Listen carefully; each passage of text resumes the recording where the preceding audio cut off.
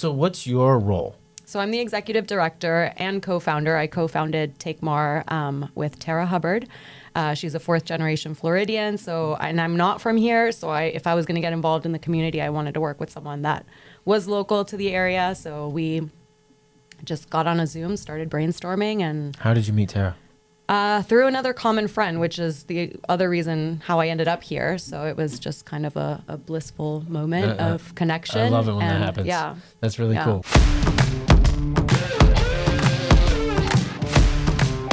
Hello, all you beautiful people, and welcome back and welcome to our new studio. We know it's been a while. We're going to go through the whole thing of what's happened over the last 90 days. But I have an amazing guest here today that I'm so excited. She's been very patient in waiting as we've gone through some tech snafus of getting our new studio put together. With us today, I have Dr. Michelle Ellena, the executive director for Take Mar, and we're going to learn all about what that means and what she has going on. Welcome to the show. Thank you Welcome for to having Talkin me. St. Pete. Yes. Congrats on the new studio. Thank you. How long has it been in the making? 90 plus days since we got shut down. And this is the first. Okay. This is the first I'm honored. of many. Yes. And we're so excited to have you. So thank you for your patience, because it's been a journey to get here. And as you can see, even here last minute, I was trying to figure out some things. Yeah. But so before we can talk about all that later, this is all about you. What is Take Mar? So Take Mar, local nonprofit, St. Pete. It's almost 2 years old. We'll be 2 in September. It stands for More Action for Regeneration. And basically our mission is to connect people to nature. And we'll do that through tree plantings, workshops, nature retreats. And connect with the community. Okay. How long has this been going on? The nonprofit? Yeah. 2 years. 2 Almost years. 2 years. Okay, Yeah. 2 years. And I saw you guys are out planting trees and doing all kinds of good stuff, getting your hands dirty. We are, yes. Especially on the Pinellas Trail. That's kind of been our baby. It's regenerating that transportation corridor. Are there specific spots of the trail that you guys are working on? Yeah, we started, our phase 1 was 31st Street to 28th Street South. That was kind of the first area that popped up as a potential project. And we planted about 140 trees that one time, and then phase 2 was closer to 90, and we're looking forward to a potential phase 3.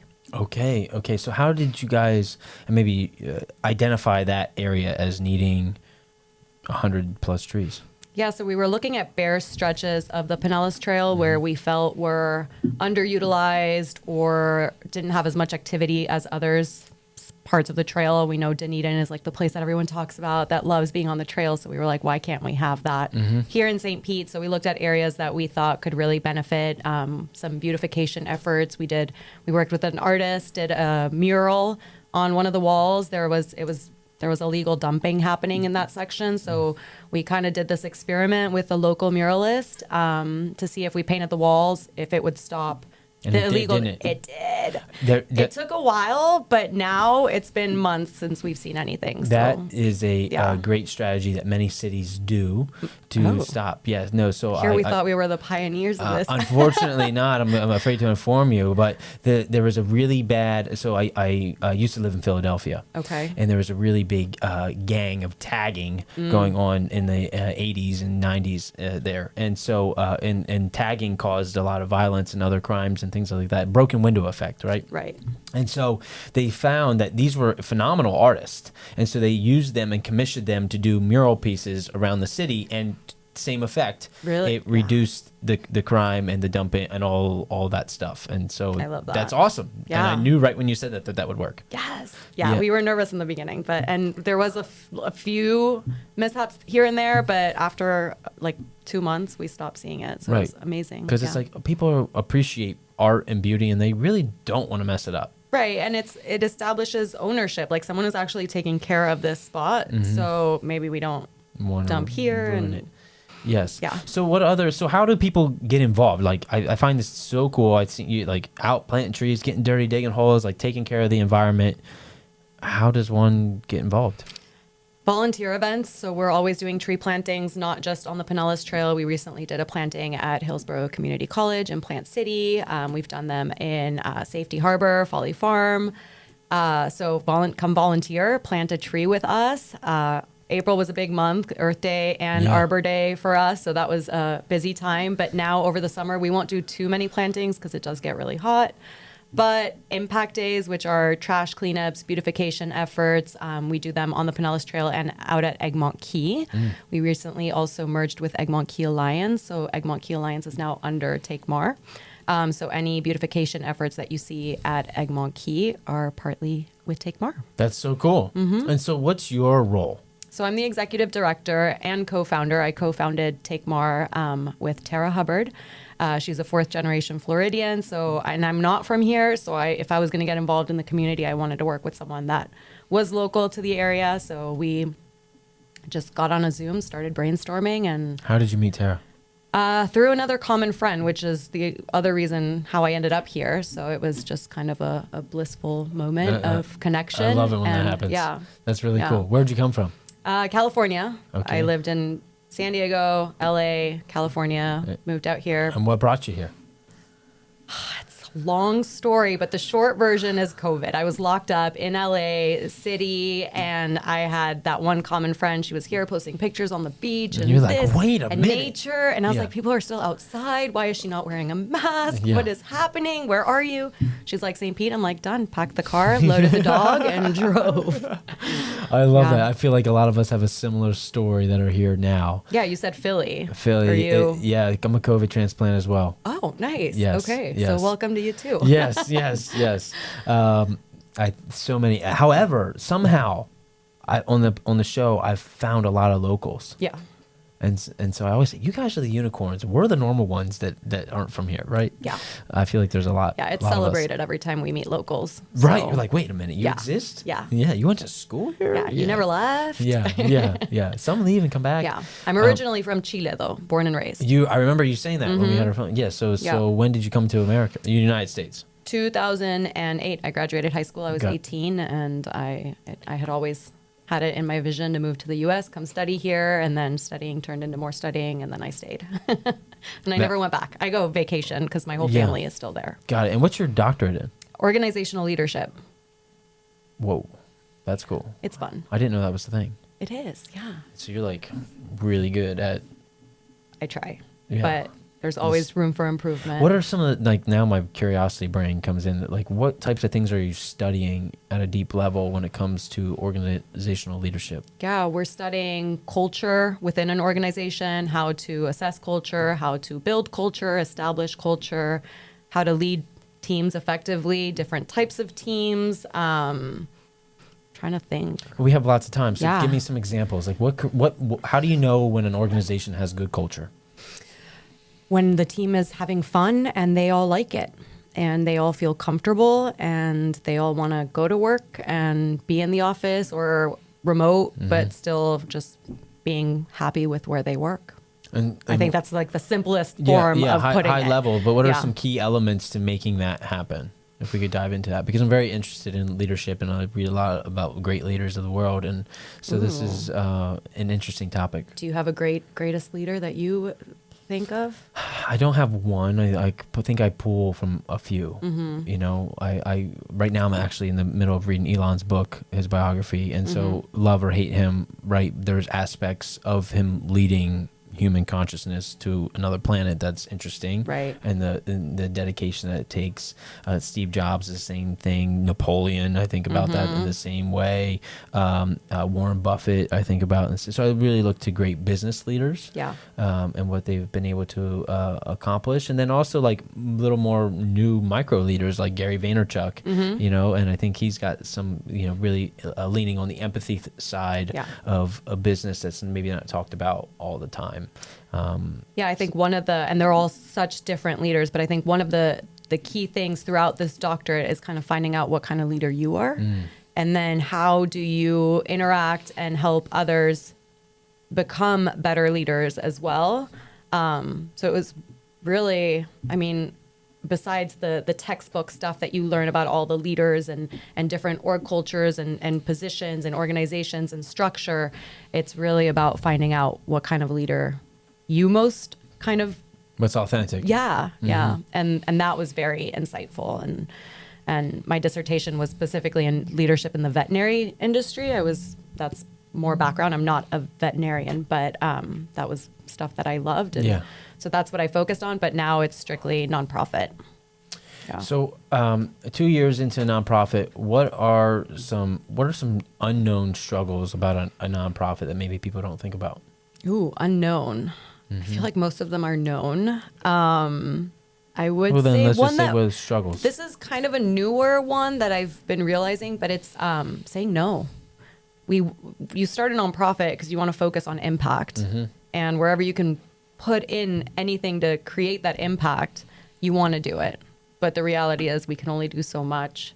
So I think one of the hardest things currently has been learning to say no to certain projects and really establishing kind of that niche of what we do, which has been really hard. And we've been told we have like business ADD or nonprofit ADD because we want to do everything. You want to save the world. Exactly. But so saying no, I think, is one of the harder challenges. Yeah. And of course, being new to the community, for me, it's really been diving into what are the what needs. has it made sense to say yes to? What's aligned right now with the vision of Take Mar?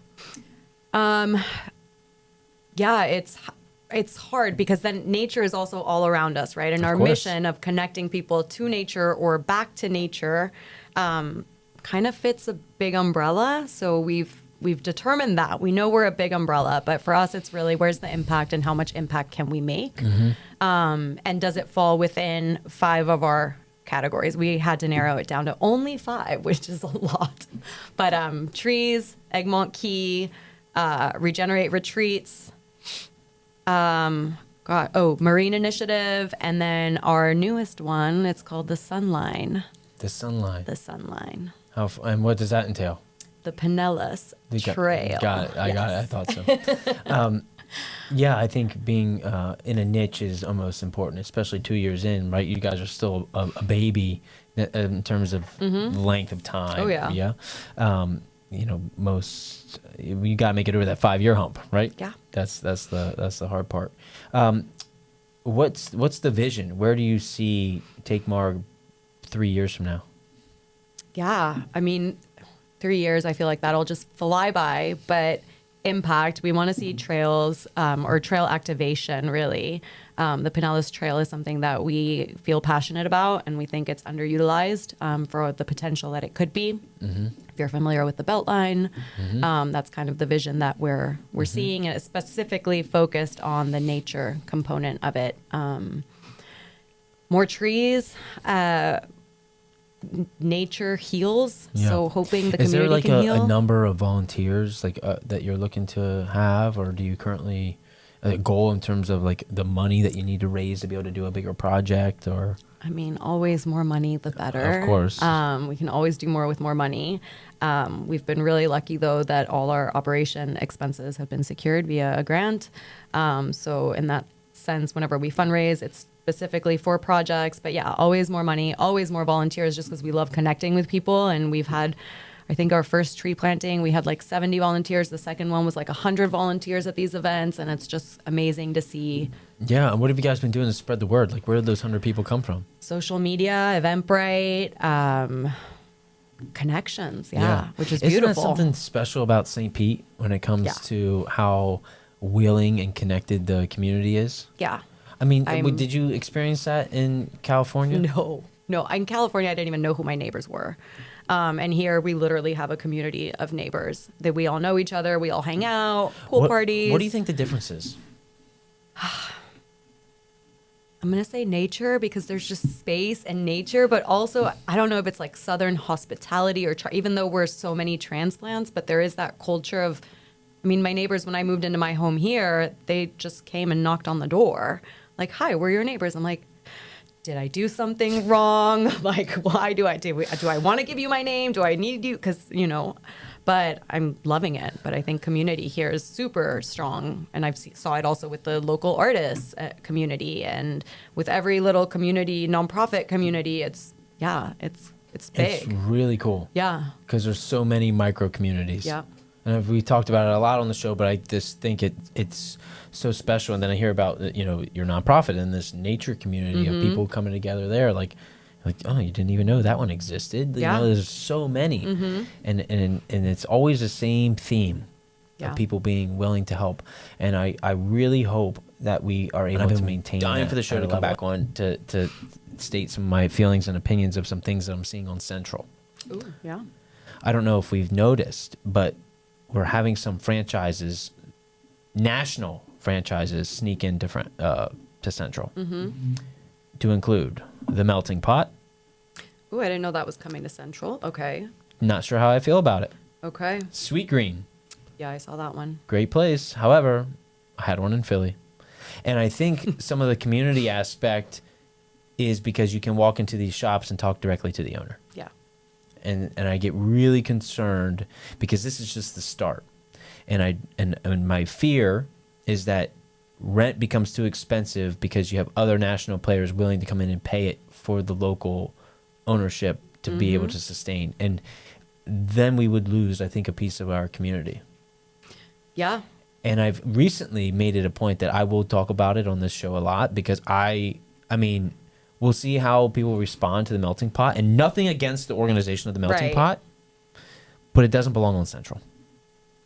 Yeah, and Central is such a vibrant community with restaurants and food and culture that it can definitely alter that. And I'm just paying attention because we're still early in development. You know, you have other big players like 400 Central that's being built. It's massive 46-story condo building that's going to have retail space underneath. Right. What's going to go in there? Yeah. And that's going to shape this 300 to 400 block of Central. And a lot of it comes down to how much are they willing to rent those spots for.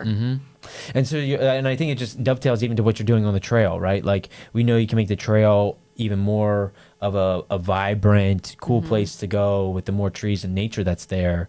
And the same way I feel about our downtown and central area, it's almost like when those franchises come in, not that they can't provide a great service, but they do remove a piece of the of the culture. We'll see, Michelle. They do. And I want all the restaurants that are on Central to stay.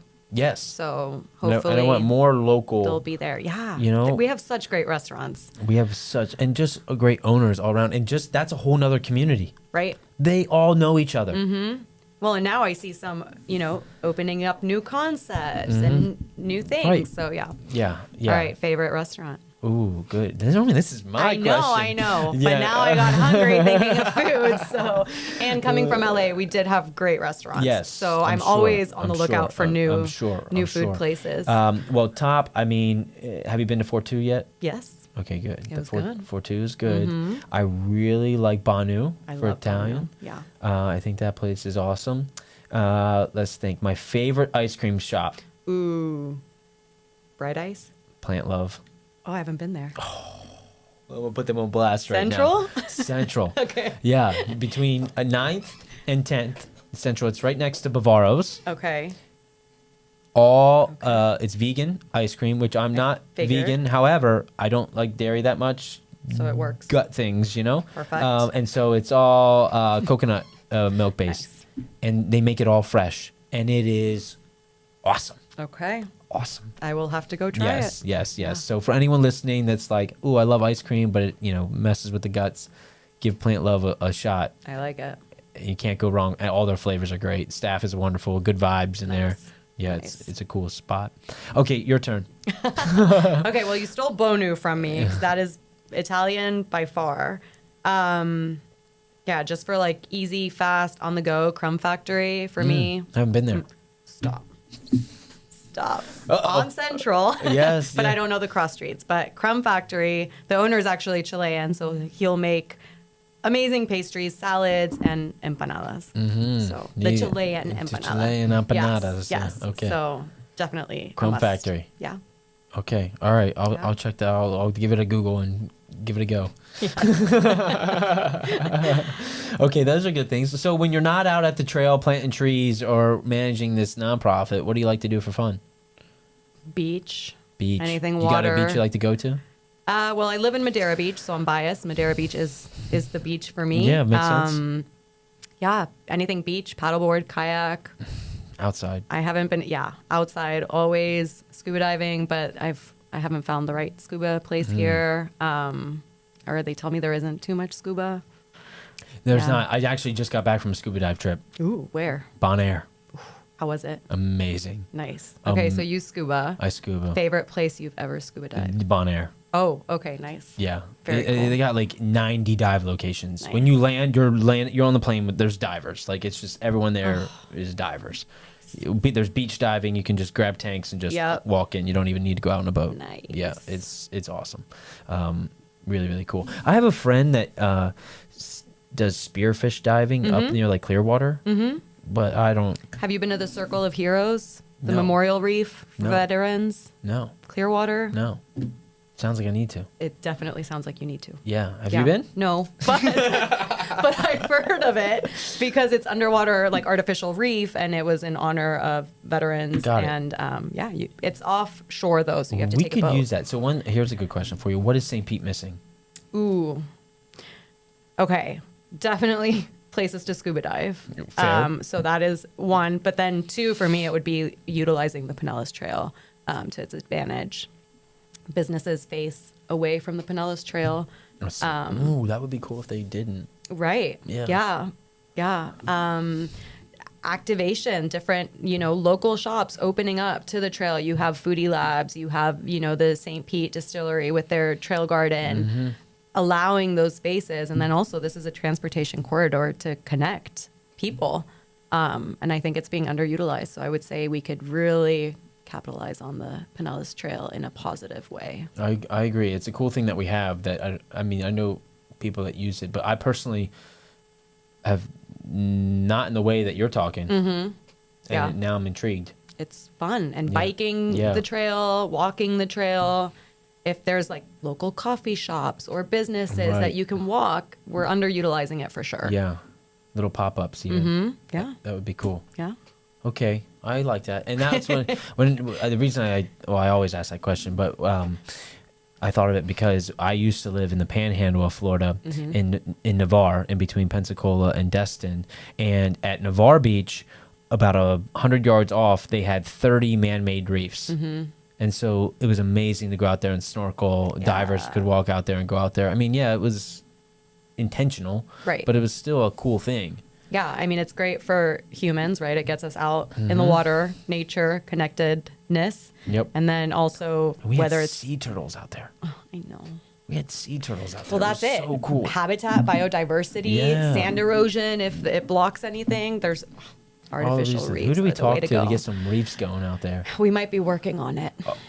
Oh, I might be talking to the right lady. We might be working on it. Yes? When you think there's a need, you fill it. You fill it. And where would you put these reefs? If you had a Location choice. to be determined, but If you had a choice. I mean, No regulation holding you back. Where you no put, regulation holding me back. Yeah. I would want it to be a shore dive just so it's accessible. So I'm course. thinking Fort DeSoto, Ooh. but then also, of course, me being Madeira Beach. I'm like, anything up there would be Right. lovely. But Fort DeSoto, I think, makes sense right? because it's not so much traffic. Yeah. Could be like an intentional place. Right. Could draw a crowd. There's places to park. Yeah. I like that idea. Yeah. How do we make that happen? Who do we need to talk to? You're working on it? We're working on it. Okay. Yeah. All right. If I got to sign. Next time I might have better updates. Okay. Good to know. Yeah. I'd be super intrigued. Yeah. I'm intrigued. What do you think is missing? Man, I'm trying to remember. Let me think of a new answer. Yeah, you've probably answered it a million times. Well, yes and no. I've heard a lot of different people's opinions on stuff, and or what was one that you were like, yeah, that's really. I don't like the one that first comes to mind because it goes against my idea of commercialization. You know what it is? A 24/7 diner. Ooh. We have diners here, and there's some are good, like Trips Diner and things like that. But I don't. And this is just a piece of me from like up Like north. East Coast. Like diner. that's just because of the like. There's so many truckers and things like that, so it makes sense to have a 24/7 diner down here. Like, but there's something special about those diners. I think would be kind of cool. They made the best grilled cheeses. Yeah, that's what I mean. And you cannot find like a good grilled cheese. Yeah, you know, Like and just not a greasy grilled not cheese. that I enjoy being out late, but if it's like, 12 o'clock, You want to go get some diner food? Like, where are you going? Okay, I like it. Yeah. Yeah. That's my answer for the day. I like it. Yeah. Yeah. What else? I don't know. I mean, there's a lot. People talk about parking, talk about things like that. I think the food scene in St. Pete is interesting because we're not a Tampa high class, like, have to not very many dress codes in St. Pete. And so I wondered, could we use a little more of a bougie restaurant vibe? And I think 4-2 kind of filled that a little bit. Urban Still House, maybe a little. Do you like sushi? I love sushi. Sushi Show Rexley. Have you tried it? No. Omakase. They have a course. You pay to sit. They have 10 spots available. It's here downtown. That's my vibe.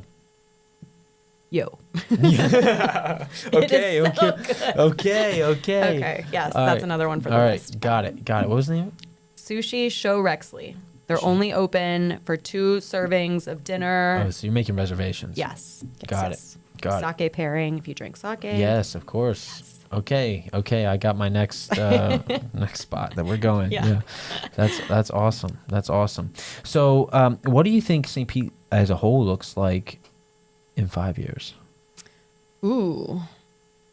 Like from your perspective. I mean, the initial perspective, I don't know how this is going to sound, but like Florida is the place where people go and retire. So I didn't think there were going to be young people in Florida. So I would say young, vibrant art. I see the art scene again, I love it. All the murals. So I see art. Community has to be something here. Yeah, growth, but hopefully in a good way. I'm staying hopeful. Everyone's like, St. Pete's going to be the next Miami. I don't think so. I don't think so. Because of that community culture. Yes, we'll have the new developments, the businesses coming in, but I just see it like being super vibrant. Would it be wrong if I vetoed this melting pot? Like, I'm super upset about it. All right, let's talk about melting pot. I don't know. Like, it just doesn't feel right. Why? What? I mean, I get why, but tell me why. There's no other, like, to me, it's, I mean, what's next? Do we put a McDonald's? Do we put a McDonald's on Central? I mean, there's a Starbucks on Central. I don't love that either. Right. But I mean, would you be okay if the melting pot was on First Ave South or North? Yeah. So it's just like a central thing. Like that is for the locals. I think so. Okay. I think so. I don't know. I would even, it used to be on 4th Street. Makes more sense. Go up there. You know? I don't know. I don't know why it bothers. I think it's just because it makes me scared to what could come. Yeah. And that's really what it is. Because I'm in the business of real estate, and right. I know, and we have so many commercial agents here, and I know, like, at the end of the day, that those guys, they're looking to who's going to sign a lease, and a deal in a space and build it out. But so then maybe it's not the melting pot that's to like, right.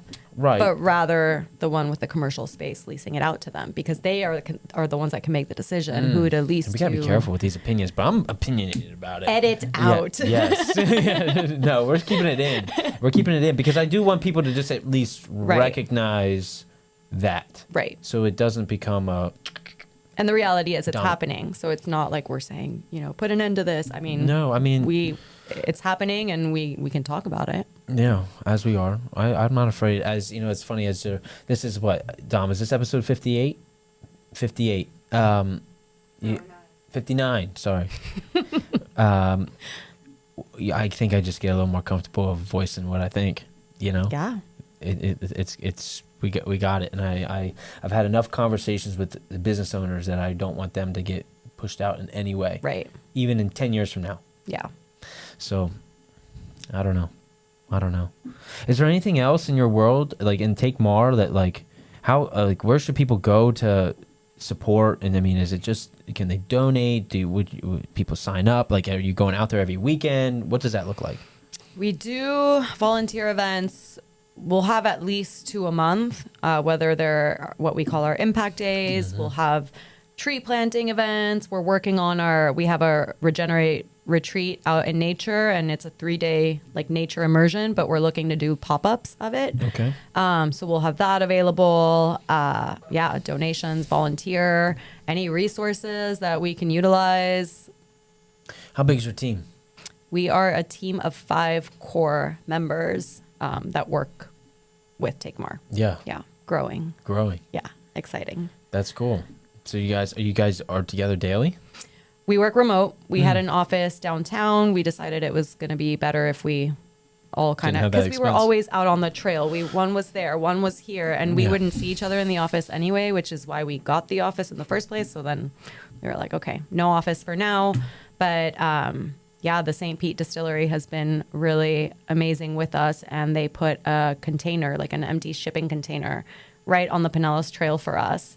That's like home base. So that's our home base, and that's where we keep all our planting supplies, our golf cart that we use to like water and maintain the trees. And then we also worked with another local muralist to paint the container and make it cool. Yeah. So we have our little home base on the trail. That seems very fitting. Yeah. No. Because that's where you guys are spending a lot of time. Yeah. Is there any, like, if you were to tell someone to go check out the trail, what's your favorite part?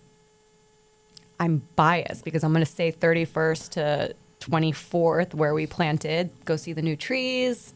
We're out there watering them, maintaining them. We have a contract with the city that we do 6 months of maintenance. And then they take over. So those are everyone's babies to take care. Mm-hmm. So I would say go check it out there. How has it been working with the city through this process? Have they been supportive? They've been very supportive. I think it's just a process of time and the resources that they have, which for environmental might be slightly limiting. But we've done our best to work together, and so far so good. And same with the county, Pinellas County. So yeah, we've established partnerships and ideally working for more partnerships. Mm-hmm. So it was the first time it was a long process, I think, getting there, and now slowly I think there's more momentum there. You have the connections, you built some established reputation. And now it's, we've heard of Take More versus who on earth is Take More? Yeah. And so did you come up with the full name first and then you had the acronym? No, we had the acronym first. And then you figured out what it meant? And then, we were trying to look for like a domain name. Yeah. And of course, regeneration.org was taken, all the good ones. And then we were like, okay, it stands MAR, and MAR means ocean in Spanish. So we were like, okay, that's a cool one. But then MAR.com, MAR.org, all of them were gone. So we were like, okay, well, we want people to take more action. So, and then, take MAR. I can see when that was like one of those moments. You're like, oh. And then we go search for it, of course. And then it was like, it's available. Yeah. Stars, the moon, and line. You're like, yes, that was it. I have that. Mm-hmm. I have that. That's so cool. Yeah. That's so cool. So you're meeting great people. You're bringing the community. You're creating, honestly, it sounds like a new community. Planting trees, taking care of our beloved Pinellas County and the trail. I love what you guys are doing. Thank you. Yeah, that's really fun. Yeah, that's really cool. Do you think St. Pete is a forever home? Or do you see yourself like 10 years moving out? Oof, it's tough for now. Forever home, but nothing for me is forever. Yeah, so it's really hard for me to say. But in the forefront, but for the next 5 years, absolutely. Where would you go next? I have no idea. But I have moved a lot, even though I don't want to move. I don't know why, but Chile, San Diego, LA, Long Beach, then LA, Amsterdam for a year, and here. How was the Netherlands? Amazing. Yeah, it was a fun period to live there and experience also not having a car, only biking around everywhere. It was a different way of living. After being in Bonaire, it's on my list. Yeah. Because everyone there was from the Netherlands, you know? No, it's really fun. Yeah. And I have a good friend who lives there. Yeah, the whole biking thing seems cool. It's fun. Yeah, I'm all about that. I lived in Germany for 2 years. And you will love the Pinellas Trail. Yeah? Yeah, biking. I think no, I don't have a bike. I sold it. Yeah. But wait, so you lived in Germany where? An hour from Frankfurt near a town called Kaiserslautern. Very nice. I was at Ramstein Air Base. Okay. Yeah. Very cool. Did you like it? Loved it. Nice. Loved it. I wanted to stay longer, but they told me no. And that's what took me to Florida. That's what took me to Florida. So after that, so it all worked out. But no, Germany was awesome. Yeah. I mean, it was really, really cool. And the community there, I think that's why I like St. Pete. Like St. Pete's the first time I felt at home since leaving high school. And I've lived a lot of places. Yeah.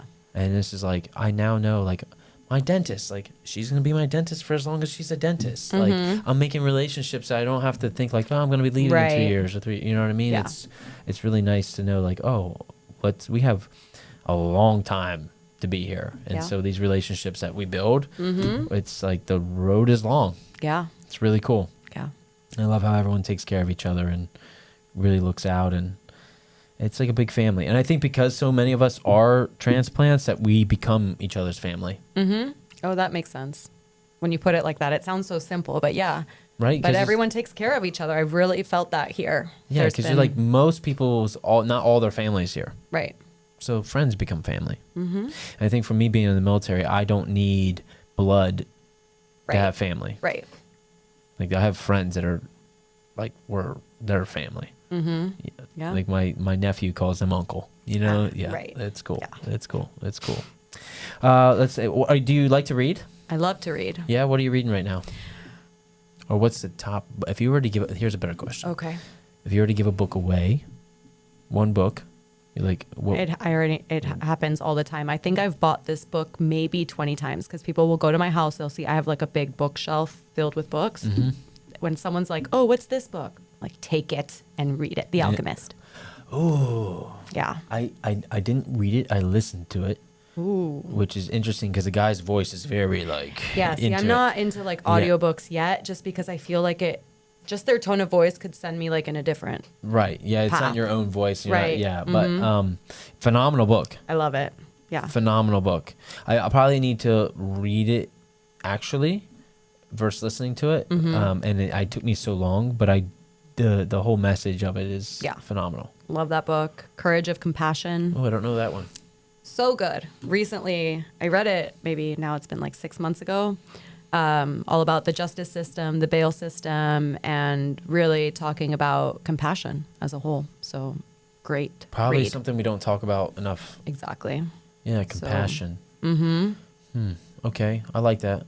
Those are two good ones. Yeah. And currently I'm reading, I just met this woman, Let It Be Wild, about her social social enterprise. Oh. That's the word I was looking for. Social enterprise that she started in Kenya. So she wrote a book about it, and I'm all about social entrepreneurship and social enterprises. So wanted to support reading the book now. So far, it's a great read. Okay. Yeah. That's really cool. What about you? I love books, so always down for new suggestions. Well, my one that I give away, and it's mandatory for people, you kind of Dominique on my team, she even got me a great gift based off it, was The Four Agreements. Great book. Phenomenal. I mean, I go back to it often. Yeah.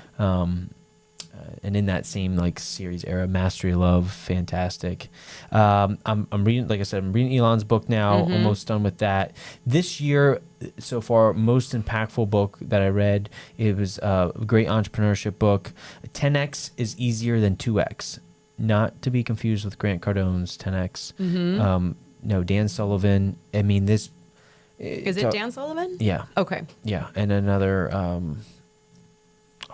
forget the other guy's name. I'm sorry. But the concepts in that book, I mean, every chapter is just like mind-blowing. Like just real solid stuff that you can implement into your life.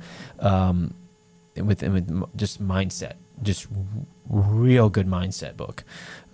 Probably one of the best that I've read. Okay. Overthink and Grow. I mean, it's like going on my list. Yes, it pulls from every aspect of all the book and really puts it together.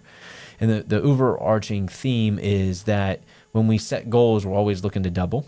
But what happened if you 10x'd it? And most likely, there's only going to be one thing you could do to get to 10x of your goal. And so how do you get your life to be set where you can stay in your top 20% more and keep your thinking in a mindset of abundance? And my favorite thing that I got from the book was, instead of, people will say, well, I want this, but I don't need it. Right? And they're always trying to justify their wants. And the concept of their books is never justify your wants. And you don't need anything. You want everything. And if you want it, just want it. Don't even justify it to yourself. Like you whether it's a luxurious item, a trip, whatever it is, just want it. okay, you read a lot of these books. So when you said goal setting, this is something that I recently heard. I don't remember where, I don't know who said it, but the whole premise of it was if you set goals, you set yourself up for failure. I was like, what do you mean? What is this thing? And it's like, because we set so much pressure and goals, and if we don't get there, then we like get internal with it. But the whole thing for me is if you don't set goals, then how do you know where you're going? Or maybe it shouldn't be called a goal. I don't know. But I get really into like all this stuff too. We can, in Keller Williams, we use an acronym called a GPS, right? If you want to go somewhere, let's say we're taking a road trip to Orlando, Disney. I maybe could get there. I don't know. Let's just say I didn't know how to get there.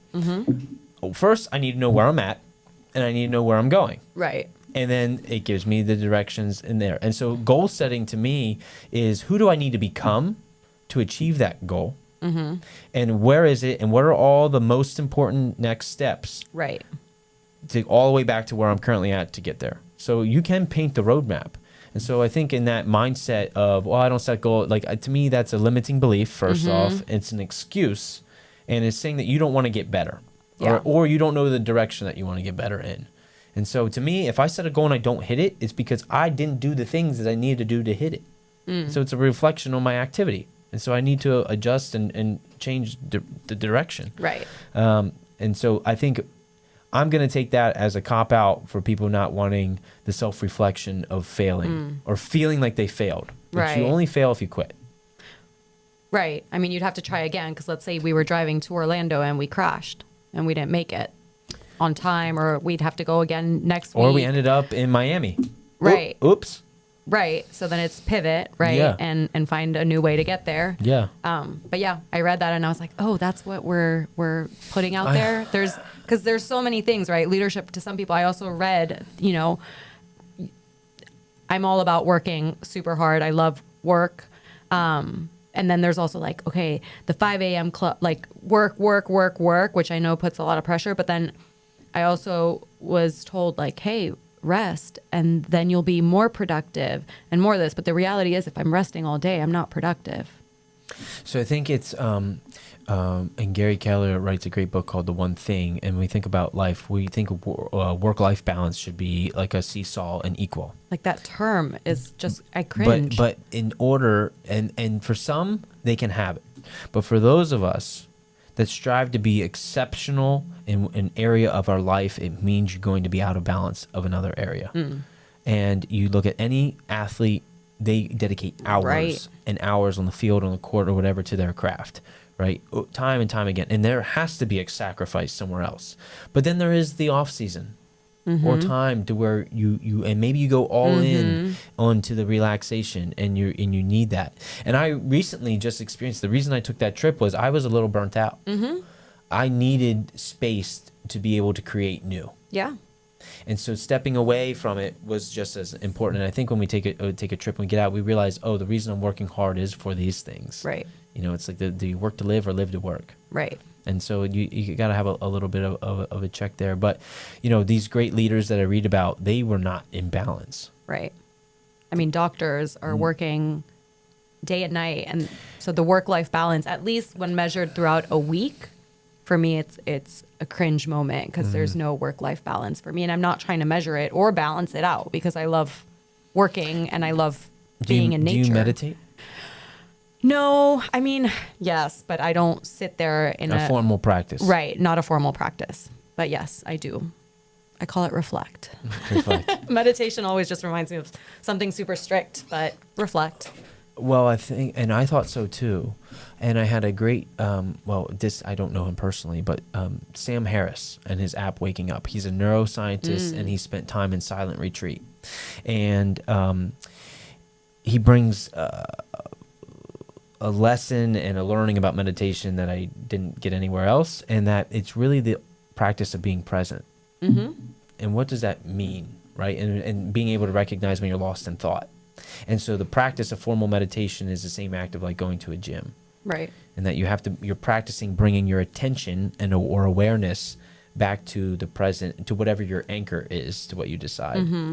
And so it could be the feeling of your butt on the seat. Right.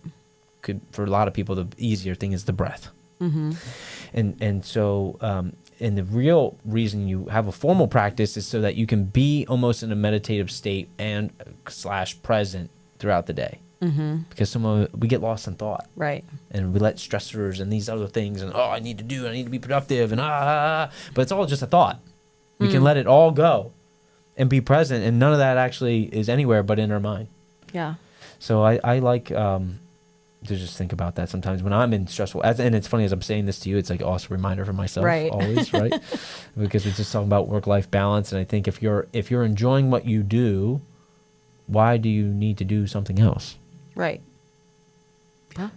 Because I think that comes down to happiness. Man, it's crazy how the thoughts we can go deep. I mean, our conversation went from food to this, so yeah. I told you when you said, I said, what do you want to talk about? I said, we can talk about why the sky's blue. I really don't care. I don't know, but that's just how my brain works, and we're all over the place. Yeah. I hope you're still with us and watching. I think they are. This is good stuff. I don't know. Anything else on your mind? Oh, no. No. I'm presently here. Presently here, and I'm enjoying your company, so thank you for being here. Thank you. That's the coolest thing about podcasting is I was just at a lunch meeting before this, and like lunch is cool, because you're still in conversation, but like the waitress comes Right. and interrupts you, food like this, like someone drops something, and you're all like, this, we're just here. No interruption, one continuous stream of chaos thought, right? Right. Wherever it takes us. It's a cool art. Yeah. Yeah. Where can people find out all about Take Mar to take action? Website, takemar.org. Instagram, LinkedIn, all types of social media. Take Mar. And what's your next, remind everyone about your most recent event? Well, we had our Earth Day block party, so we were there, which was amazing. But we will be turning 2 in September, so stay tuned for a nice event. Okay. And then, any volunteer opportunities online. Amazing. So check them out at takemar.org. Yes. Follow them on Instagram to find out what's happening in September. Let's support our Pinellas Trail and all the amazing things that Michelle and her team are doing. I appreciate you being here. This was a lot of fun. Yeah, thanks you for having being our me. first guest in our awesome new studio. Yes, I'm excited. Appreciate you. Thank you. Awesome. I didn't do any sponsorship or anything like that, but I don't care.